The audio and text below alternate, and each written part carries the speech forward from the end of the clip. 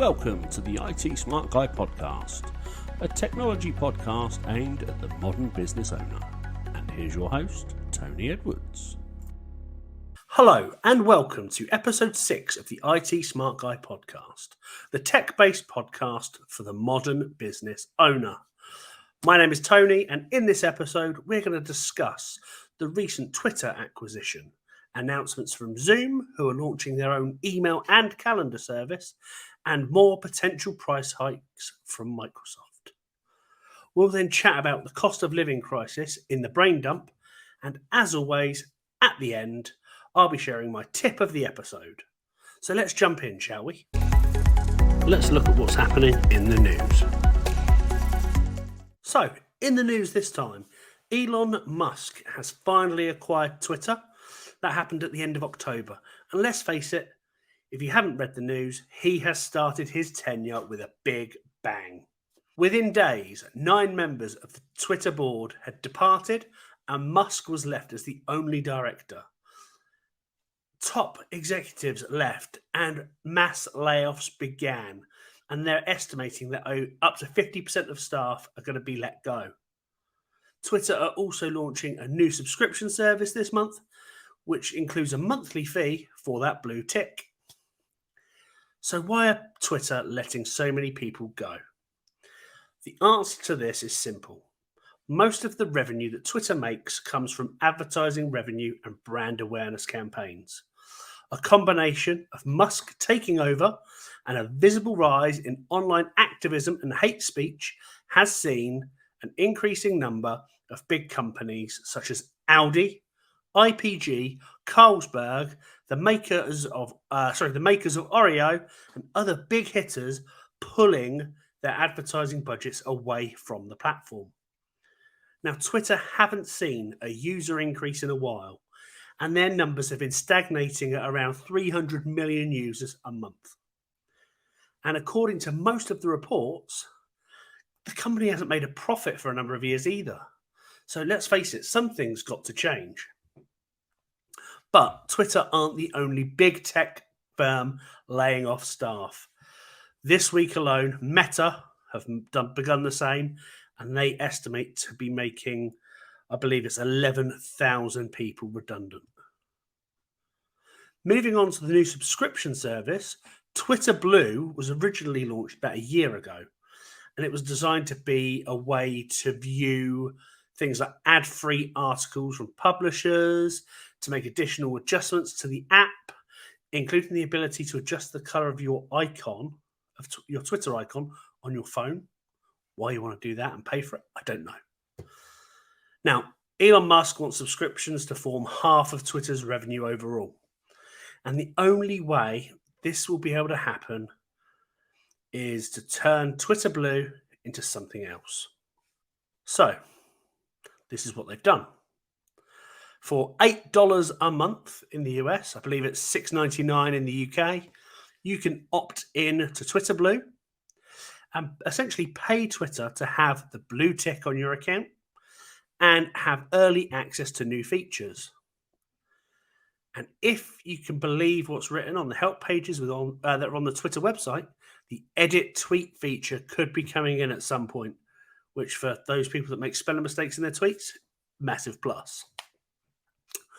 Now, up until the takeover, the blue tick meant that your account was verified. It was a way to indicate things like being active on the platform, notable and authentic accounts of people with public interest, so celebrities and that sort of thing.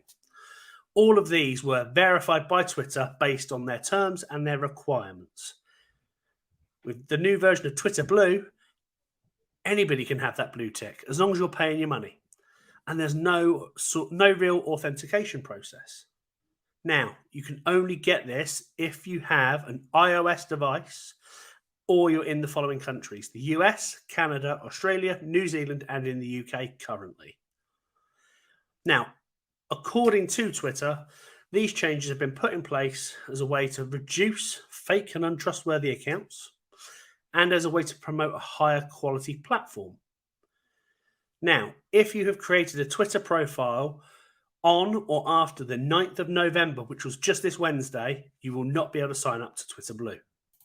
So What happens to those notable celebs and public figures with authenticated accounts and blue ticks already? Simple. They have to start paying their $8 a month or their £6.99 a month, or after 90 days, that tick goes away. Now, is it going to be worth it? Only time will tell, or only Elon will know. Now, from Twitter, we're going to jump to some news from Zoom. Now, Zoom held their annual conference, Zootopia, earlier this week. I'm recording this on the day it's due to go out, Friday the 11th of November.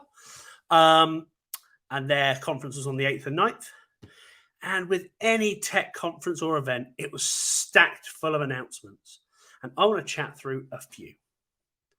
Now, working from home has loads of pros and loads of cons, and a lot of the cons can be solved through the use of technology. But one thing that you potentially can't solve is enabling remote workers to not miss out on things like general conversations with colleagues in the canteen or the break room, or to have those water cooler moments. Now, Zoom believe they may have the answer to virtual co-working with a product called Zoom Spots. Now, Zoom Spots is a video-enabled persistent space which has been integrated within the Zoom platform. And it's been designed to help foster inclusive discussions, keep colleagues connected even, and to bring fluid interactions between distributed and hybrid teams. Now, during the pandemic, I was a member of a networking group, and they tried to do this for a couple of hours each day so members could have those water cooler moments or eat lunch together and have a chat. Now, all they did was open a Zoom meeting and have someone sat there as the host. I can only assume that Zoom Spots is going to take that sort of ingenuity to the next level. Zoom also unveiled something called Virtual Agent. This is being billed as an intelligent conversational AI and chatbot solution, which uses natural language processing machine learning to understand and quickly resolve issues for customers within a contact center environment. It's built to be able to work on multiple support channels, and it will aim to deliver fast and personalized customer experiences with an aim to help reduce call volumes for human agents. Now, Virtual Agent, like Zoom Spots, will be available in early 2023. The feature will be fully integrated with Zoom Contact Center, as well as being offered as a standalone chatbot offering. So if you've already got a contact center but no chatbot, there's no reason why you couldn't bolt this on. Finally, they announced the launch of their own email and calendar service, Zoom Mail and Zoom Calendar clients, and Zoom Mail and Calendar services. Now, these new products work together with the communication and collaboration offerings already available within Zoom, Meetings, Phone, Whiteboard, and Team Chat. These products are already available. This means that teams will be able to move quickly and seamlessly from a video meeting into an email. They can elevate a chat message to a phone call. They're going to be able to collaborate on projects, and early next year, they will even be able to share out their whiteboards, all without ever leaving the Zoom platform. Now, the Zoom Mail and Calendar clients, which are currently in beta right now, will let any Zoom user, free or paid, have access to their existing email accounts from Gmail and Office 365 directly within the Zoom desktop app. Now, the Harvard Business Review did a study fairly recently and found that employees spend almost 4 hours a week reorienting themselves after toggling between apps. That's half a working day. They're doing that each week. By my calculations, that could be up to 26 days a year people spend mucking around reorienting themselves after switching apps. By having the ability to access emails alongside the other modalities that Zoom have, means that they have the potential to reduce this toggle tax, and it will enable the users to better focus on work. And in addition to those clients, Zoom have announced Zoom Mail and Zoom Calendar as a service. currently only available in the US and Canada and on specific plans, but users will be able to have the ability to set up an email account hosted by Zoom at no additional cost. And customers with a Zoom One business or higher plan will have the ability to set it up as a custom domain. Now, time will only tell if this gets rolled out across Europe and beyond. I've used Zoom and I've used Teams. In fact, I've used both today. To me, what Zoom are doing with email integration is what Teams should have done from the start. Having all of that functionality from a single application is something that telecoms providers have been talking about for years, but it's never quite hit the mark. There's always been some sort of toggling between apps. Now, if Zoom do this well, from a productivity perspective, this could be an absolute game changer. Right, my final piece of news this week comes from Microsoft. And this news comes from an announcement that was made at the start of this month. And that news is Microsoft are proposing 6 monthly price reviews starting in the first half of next year. Now, Microsoft have historically maintained a price increase as needed style of approach, which is why we hadn't seen any sort of price increase until the start of this year when they launched NCE. NCE being New Commerce Experience, and it had been a decade since they upped their prices last. Now, most companies paused price increases where they could due to the global and political events of the past couple of years. You know, we're talking COVID, the war in Ukraine, etc. And that's to be commended. But at the same time, it isn't a long-term viable business strategy. And unlike most businesses that typically offer cloud services, who will do this priced in US dollars, Microsoft offer 16 different local currencies across their channels to customers. And this proposal is somehow going to be a way to ensure that local currencies are better aligned to the dollar. What does that mean for us? Chances are, because of the value of the pound and the value of the euro, when we compare them to the dollar, we're most likely going to see some sort of increase in the next 12 months. In fact, it wouldn't surprise me if it's within the next 6. However, if that currency valuation was to change, Microsoft have said prices could come down as well. Now, I could see this being a problem for a lot of people. From an IT business owner perspective, for one half of the year, I could be selling my Microsoft licenses for £10 a month, let's say. Then in the second half of the year, it could be £15 a month. Then 6 months after that, it could be £7.50 a month. This means that IT companies will have to keep their eyes on the pricing even more regularly than we do now. It will also mean that communication with customers has to be better, has to increase. Now, for those customers who buy direct from Microsoft, you too will have to monitor your pricing a lot more avidly than ever before. And if you don't have time to do that, who will? Because you're buying directly from Microsoft. Microsoft aren't going to tell you necessarily that there's a price increase coming. So, that's it for the news. Let's move on to the brain dump. It's time for the brain dump. Here we are in the brain dump. Now, with the cost of living, price increases are continuing. How much are you spending per month to run your office's technology or your business's technology?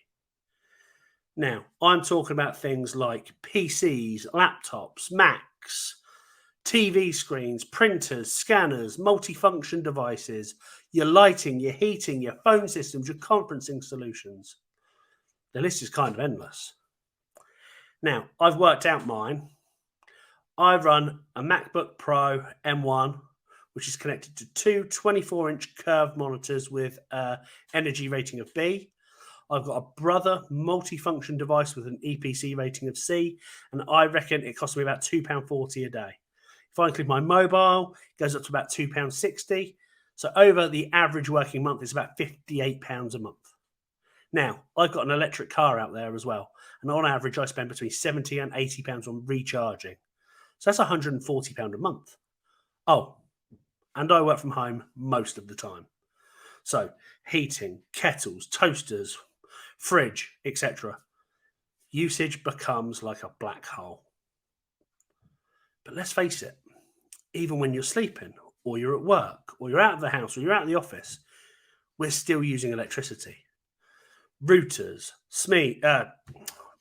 screens, smart devices, they're all left on standby, and they'll continue to use a small amount of electricity. And these are the sorts of things that people never think about. Hell, I didn't think about it until a few weeks ago. Now, with the colder months coming in, as a business owner, your staff may be looking to you to allow them to work from the office rather than home so they can keep their energy costs down during the week. Whereas you might be wanting your staff to remain remote or go and work remotely to keep your energy costs and consumption down because the price of energy continues to rise quite sharply. But have you considered phantom load? Phantom load is the energy we use by having devices on standby. Now, you can check this by using an energy monitor, which you plug into a plug socket and then you attach the device to it using the front-facing socket. And once you've got your energy meter set up, you can go around, check your devices for their standing rate and their in-use rate, so you can see how much each device consumes. And from there, you're able to fairly accurately calculate your costs. Now, the quickest way to calculate your cost is to know how much you're paying per kilowatt hour for your electricity and how many watts each device draws on average. If you then multiply the watt reading by 24 and divide that answer by 1,000, you'll have your daily kilowatt hour consumption. If you then multiply this by your unit price and again by 365, you'll know how much it costs to run each device for a full year. Now, doing this will take a bit of time, but from there, you're able to understand what you're spending, and then you can figure out simple ways to reduce that cost. Now, we also have to consider what will happen if the UK, which is where I'm based, have these proposed rolling blackouts. Now, are you and your staff using equipment that is energy efficient? Are you and your staff using laptops and tablets instead of desktops? So if the blackouts happen, your team can still keep working on battery power. Are you prepared to be without an internet connection? Do you and your teams have large enough mobile data plans so they can potentially tether their mobiles to their laptops so they can remain online if needed? And do you have UPSs, uninterrupted battery supplies or uninterrupted power supplies connected to servers and other devices that you need to run in the event of a power outage? Now, if you ask me, now is too late to look at your cost per person and to work out how you can save some money. But if you haven't done it yet, do it as soon as you can. And I'm talking about doing it now, not so you can invest in the next big thing, but to ensure your business is here in 2023 and beyond, because places are closing. With that, we're now going to jump to the tip of the episode. Our tip of the episode. And today's tip of the episode is to look at your energy costs. It's no longer a matter of getting to it when you can. It was business critical months ago. If you aren't sure how to do it, or if you don't have the time to do it yourself, there are companies out there that will review your usage and help you find savings. Likewise, if you can't make savings because of the age of your building or other things that are outside of your control, look at what you can control. Make the best decisions you can with the evidence you find. So my tip of the episode this time, review your energy bills. So here we are. We've reached the end of the episode. I've been Tony, the IT Smart Guy. Thank you so much, as always, for watching or for listening. I hope you have found this episode insightful, and I look forward to speaking to you again next time. Now, if you have enjoyed this episode, please do let us know by leaving a review, and we would love for you to subscribe on YouTube, Spotify, Apple Podcasts, or wherever you get your podcasts. Now, just before I finish, I want to give a quick shout out to my good friend Keith Blakemore-Noble. He is known as the Mindset Master. He helps people with things like losing weight, biting their fingernails, talking on video. He helped me. He is running a crowdfunder campaign right now to help him release his next book, AntiManipulation. This book is designed to teach you ways that people potentially sell things to you in perhaps not quite an ethical manner. It's not going to teach you how to do it. It's going to teach you how to watch out for those signs, though, so you can steer clear of those manipulative people. If you're interested in finding out more about the crowdfunder and the book, take a look at the show notes and I'll pop a link to his website right there. With that, I bid you all adieu and I'll see you on the next episode. Thanks for listening to the IT Smart Guy podcast. We hope you've enjoyed this episode and we'd love for you to like and subscribe on your podcast platform of choice.